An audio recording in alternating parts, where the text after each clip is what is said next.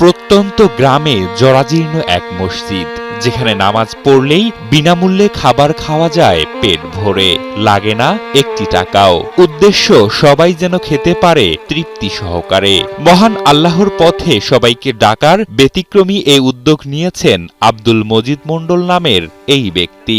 যারা ফজরের নামাজ পড়ে তাদের জন্য ফ্রি, যারা ওয়াক্ত নামাজ পড়ে তাদের জন্য ফ্রি। গ্রামের রাস্তার পাশেই গড়ে ওঠা টিনের ভাঙাচোরা একটি মসজিদ।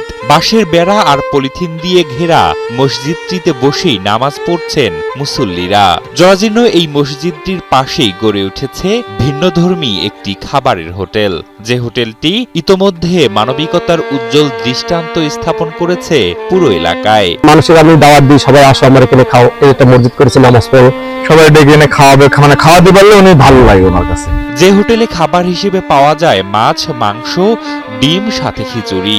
তাছাড়া বিরিয়ানিও পাওয়া যায় কোনো কোনো দিন। শর্ত, শুধু নামাজ পড়তে হবে এ মসজিদে। এখানে নেই লাভ লোকসানের হিসাব, নেই লাভের চিন্তা, বরং মানুষের মুখে খাবার তুলে দেয়াই হলো তার আনন্দ। দিনে যা খাওয়ালাম সব ফ্রি খাওয়ালাম। একজনের কিছু টাকা অনুদান দিয়েছে, যাদের কাছে টাকা নেই তারা মনে করেন যে আর অল্পতেই খাইতে পারে, বা পথচারী গেলে তাদেরকে ডেকে ডেকে খাওয়ায়। বিভিন্ন লোকজন আসে, বসে, দেখি, খায়।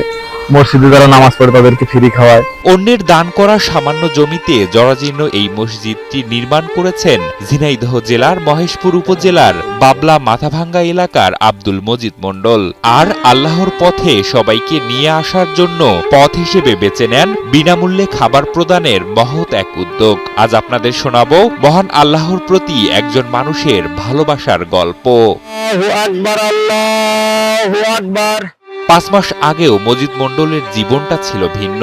শারীরিক অসুস্থতা আর মানসিক যন্ত্রণায় মজিদ মণ্ডলের প্রতিটি সময় কেটেছে তীব্র অসহায়ত্বে। কিন্তু আল্লাহর উপর আশা ছাড়েননি তিনি। ডাক্তার বলেছিলেন হার্টে ধরা পড়েছে গুরুতর ক্ষত, যার জন্য হার্টে পরাতে হবে রিং। কিন্তু সহায় সম্বলহীন আব্দুল মজিদ ফিরেছিলেন কোনো চিকিৎসা না করেই। তার বিশ্বাস আল্লাহ তাকে এমনিতেই সুস্থ করবেন। এরপর গ্রামে ফিরে কাজ শুরু করেন আল্লাহর রাস্তায়। এতেই ধীরে ধীরে সুস্থ হতে থাকেন আব্দুল মজিদ। তখনই তিনি উপলব্ধি করেন মানুষের ভালোবাসা আর আল্লাহর আনুগত্যের চেয়ে বড় কোনো চিকিৎসা নেই। আর তারপর থেকে নিজেকে পুরোপুরি আল্লাহর রাস্তায় উজাড় করে দিয়েছেন সাদামাটা এই মানুষটি। আমি অসুস্থ ছিলাম, ঢাকা হাসপাতালে ভর্তি ছিলাম। সবাই জানে আমি মারা গিয়েছি। তিনি একবার অসুস্থ হয়েছিল, হওয়ার পর আমার মনে করছি বন্ধ হয়ে গেছে। তার নির্মিত মসজিদের পাশেই তিনি গড়ে তোলেন বিনামূল্যে খাবার খাওয়ার হোটেল। ফজরের নামাজের পরই শুরু হয় তার প্রতিদিনের কর্মযজ্ঞ। নিজেই সবকিছু প্রস্তুত করেন রান্নাও। এরপর নিজেই খাবার তুলে দেন মুসল্লিদের হাতে।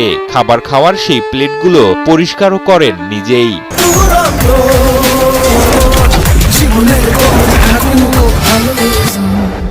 তার মাঝে নেই কোনো অহংকার, আছে শুধু আল্লাহ আর মানুষকে সেবা করার তীব্র ইচ্ছা। সকালে ভুনা খিচুড়ি আর ডিম দিয়ে শুরু হয় খাবারের আয়োজন। এরপর রুটি, সবজি, ডিম আর বিরিয়ানির সাথে থাকে মাছ, মাংস সহ নানা পদের খাবার। যারা নামাজ পড়েন তাদের সবই ফ্রি, আর যারা টাকা দিতে পারেন তাদের কাছে নেন সামান্য কিছু টাকা। এছাড়া মাদ্রাসার শিক্ষার্থী ও ইতিমদের ফ্রিতেই খাওয়ান তিনি। লাভ লসের হিসাব না করে আল্লাহর সন্তুষ্টি লাভের আশায় মহৎ এ কার্যক্রম চালিয়ে যাচ্ছেন আব্দুল মজিদ মণ্ডল নিজেই। টাকা পয়সা লাগতে না, আমার দিই হালকা। মসজিদ, মাদ্রাসা, এতিমখানা ছেলেদের ফ্রি খাওয়াচ্ছে। তবে শুরুটা ততটা সহজ ছিল না আব্দুল মজিদের জন্য। পরিবার সহ নানা দিক থেকে এসেছে বহু বাধা, কিন্তু থেমে যাননি আব্দুল মজিদ। তিনি বিশ্বাস করেন আল্লাহর সেবা করলে নিশ্চয়ই তিনি পুরস্কৃত করবেন। তাই তো জীবনের শেষ সময় পর্যন্ত আল্লাহর রাস্তায় নিজেকে বিলিয়ে দিতে চান তিনি।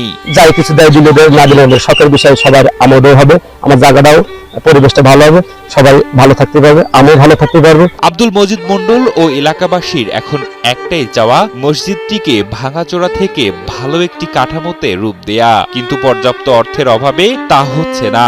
তাই দেশে বিত্তবানরা যদি সহযোগিতার হাত বাড়িয়ে দেয় তাহলে এটি হতে পারে একটি দৃষ্টিনন্দন মসজিদ। ব্যয়বান লোক যদি তার সহযোগিতা করার ইচ্ছা হয়, যদি মসজিদটা করে দেয়, আমরা সবাই এই মহল্লাবাসী আলহামদুলিল্লাহ সবাই মহল্লাবাসী নামাজ পড়তে পারবো। তিনি মসজিদ, আমরা আশা করি যে একটা ভালো মসজিদ হোক। আব্দুল মজিদ মণ্ডলের এই উদ্যোগ শুধু একটি দৃষ্টান্তই নয়, বরং মানবতা, ভালোবাসা ও সহমর্মিতার এক উজ্জ্বল প্রতীক।